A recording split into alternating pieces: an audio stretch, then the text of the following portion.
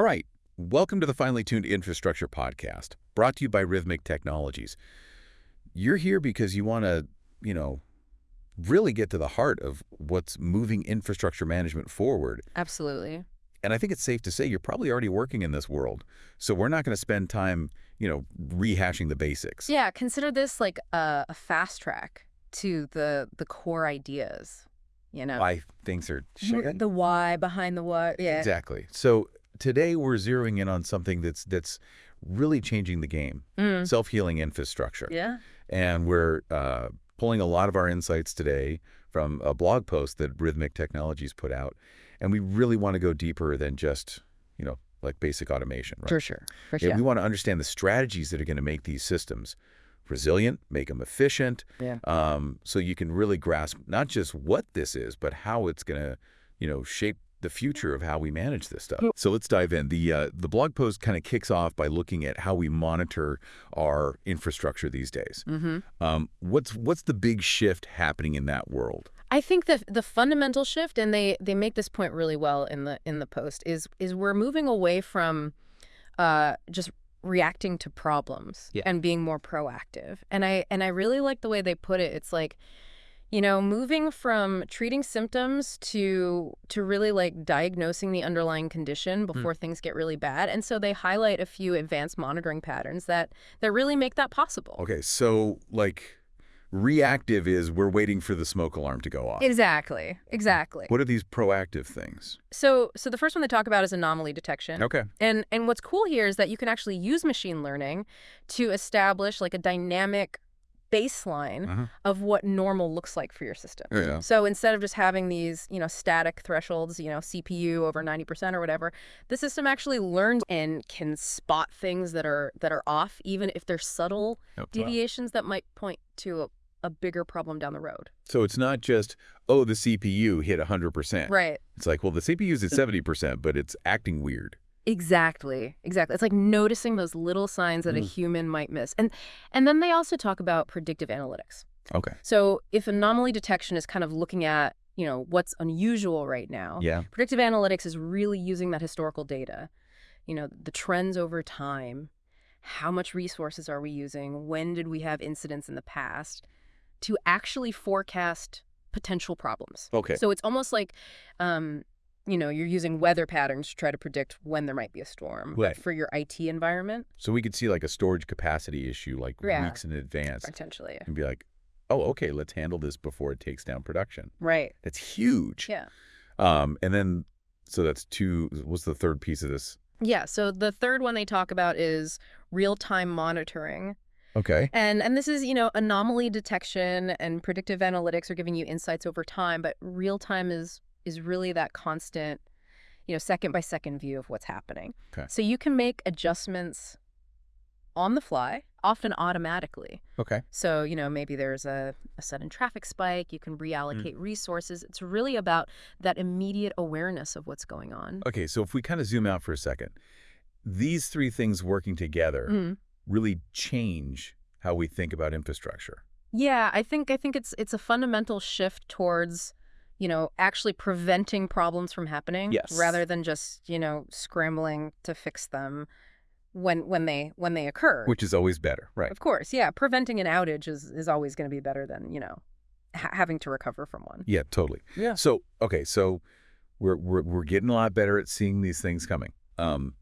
What's the next critical component of self-healing infrastructure, according to the post? So the next step is really automated remediation. Okay. So once you've, monitoring has detected an issue or likely issue, the goal of self-healing is to actually resolve it automatically, which is possible, right? Yep. So minimize that downtime or even, completely eliminate the need for someone to go in and do it manually. So it's not just like, hey, send a page to somebody. It's like, no, actually try to fix this thing. Exactly. Yeah. The system starts taking action. Okay. And they talk about the role of runbooks, which are basically those documented procedures, step by step. Here's how you fix this particular problem. Right. And that's where you capture the expertise of your ops teams. Right. And then they also have the automation scripts, which is the code that actually does that. So it can follow that runbook. Can you give me like a for instance or? Sure, yeah. So imagine, real-time monitoring, sees that a web server is getting slammed, Yep. CPU is spiking, Right. anomaly detection is like, whoa, this isn't normal. Yeah. And based on a runbook, a script could automatically spin up more web server instances, Okay. or maybe divert some traffic to other servers Yeah. that are healthier. Okay. And all of that happens without a human having to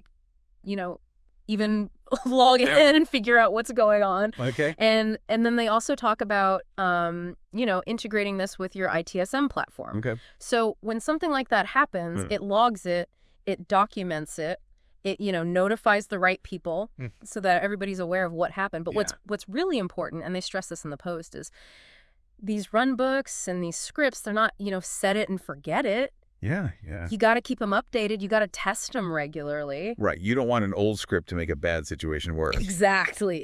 Right. So, okay, so we're seeing things proactively. We're fixing a lot of this stuff automatically. Mm-hmm. The post also makes the point that, we shouldn't just automate everything. Right, right. So how do we figure out when a human needs to step in? Yeah, and they actually provide this really helpful decision framework for that. Okay. Because, automation is great for speed, for efficiency. Yeah. But sometimes you really need a human to make a judgment call. Mm-hmm. So it really comes down to, what are those factors that should guide our decision? Okay, so walk me through those. All right, so the first one is data quality. Okay. If the data that's triggering this potential automated response is, messed up somehow, it's incomplete, it's just not good quality, then they say, you know what, maybe a human should look at this. Okay.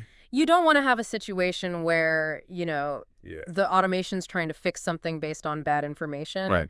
That could make things worse. Right. So you got to have trust in the data that you're using. It makes sense. You got to trust the inputs. Yeah. Okay, what's the next thing we got to consider? So another big one is regulatory compliance. Okay. So if there's an issue or the way that you're fixing it has legal or regulatory implications, then they really stress the need for human oversight. Right. You got to make sure you're following the rules. Yeah. You're documenting everything properly. Okay. So anything that has that legal side to it, you probably want a human involved. Okay, so lawyers, compliance people, those folks. Yeah, they gotta be in the loop. Okay, what else? So then they talk about business objectives. Okay. You got to make sure that your automation strategy is aligned with, what you're trying to achieve as a business. Right. And so for those high impact issues, the ones that could really hurt the bottom line, they say maybe a human should handle it, at least in the beginning. So it's a more nuanced response. You're thinking about the bigger picture. So like a major outage of your customer-facing website? Exactly. Yeah. Yeah, even if there's a script that could, maybe restart some servers or something, right, you might want a human to look at that and say, okay, what's really going on here? Right, before we do something potentially disastrous. Exactly. And then the last factor they talk about is resource availability. Okay. Which is kind of, reality check. We might want to automate everything, but, you got to think about the people you have, the skills they have. The budget. The technology. Yeah, the budget, all of that. Okay. So, sometimes manual intervention is just necessary because you don't have the resources to automate everything. And so I think this framework, it really pushes you towards this balanced approach. Yeah.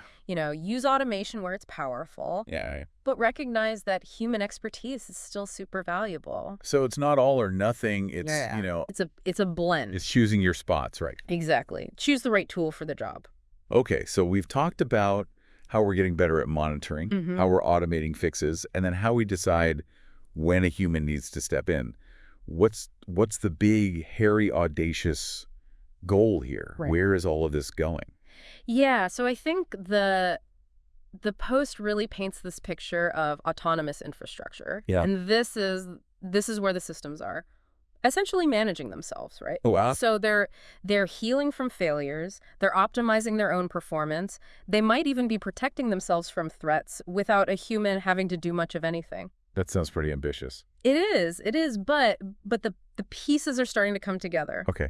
What are the big technologies that are driving this? So the post talks about AI, artificial intelligence, Okay. and that's kind of the core of it, right? Because Yeah. it lets systems learn from all of this data Yeah. and make these, smart decisions in real time, almost like a human operator would, Hmm. but faster and at a much larger scale. So it's not just following like, if this, then that. It's actually like... It's learning, it's adapting. And then within AI, they talk about machine learning or ML, and that's all about, algorithms that can analyze data and find those hidden patterns that maybe a human wouldn't even see. Right. And so you can start to predict issues based on what happened in the past, or even suggest like, hey, here's how you can prevent this from happening again. Okay, so it could be like, this weird sequence of entries in the log always happens right before the database crashes. Exactly. So let's stop that from happening. Yeah, prevent that sequence from even starting. And then another interesting thing they bring up is the Internet of Things. Okay, yeah, IoT. IoT. Yeah. And a lot of times we think about that as like, our smart home devices. Right. And things like that. But in the context of infrastructure, it's really about all of these physical components, servers, network devices, sensors. Okay. They're all connected. They're talking to each other. Okay. And that gives you this huge stream of real-time data that you can use to power all of this, monitoring and decision-making. Okay, so all these things together, AI, ML, IoT, they're making these systems that are, more and more able to manage themselves. Yeah, and it's still early. Yeah. But the potential here is massive. Yeah, absolutely. Okay, so to kind of recap everything, we've moved from, just basic automation to this more sophisticated approach. Yeah. We've got advanced monitoring, anomaly detection, predictive analytics, all these things helping us see problems before they happen. Right. Automated remediation with runbooks and scripts to fix things quickly. We talked about that decision framework for figuring out, do we automate or does a human need to get involved? Data quality, compliance, business goals, all of that. And then, that future of autonomous infrastructure. Right. AI, ML, all the connected devices with IoT. I mean, that's a pretty amazing journey. Yeah, it's a huge shift in how we think about managing this stuff. Absolutely. And for you listening, we really wanted to give you a clear picture of what self-healing infrastructure is all about and where it's going without, getting too lost in the weeds. So hopefully, you've gotten a lot out of this. Yeah. What really jumped out at you? One thing that I keep thinking about is that, the human role doesn't go away with all of this. Okay. It changes, right? So we're not constantly firefighting. Right. We're actually designing these systems. We're overseeing them. It's a different kind of work. That's a really good point. Here's something I want you to think about. Think about other systems you interact with, not even just in technology. Yeah. Could these ideas, proactive monitoring, automated responses, this decision framework, could we apply those to other things? Yes. I think it's pretty fascinating to think about how these concepts could be used in other areas. Yeah. It's like, how do we build resilience into any complex system? Exactly. Not just our infrastructure.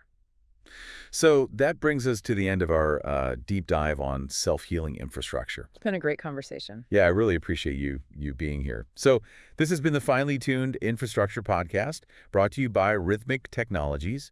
And just a quick note that this audio was AI generated. If you want to see the original source material, check out that blog post from Rhythmic Technologies. Thanks for listening.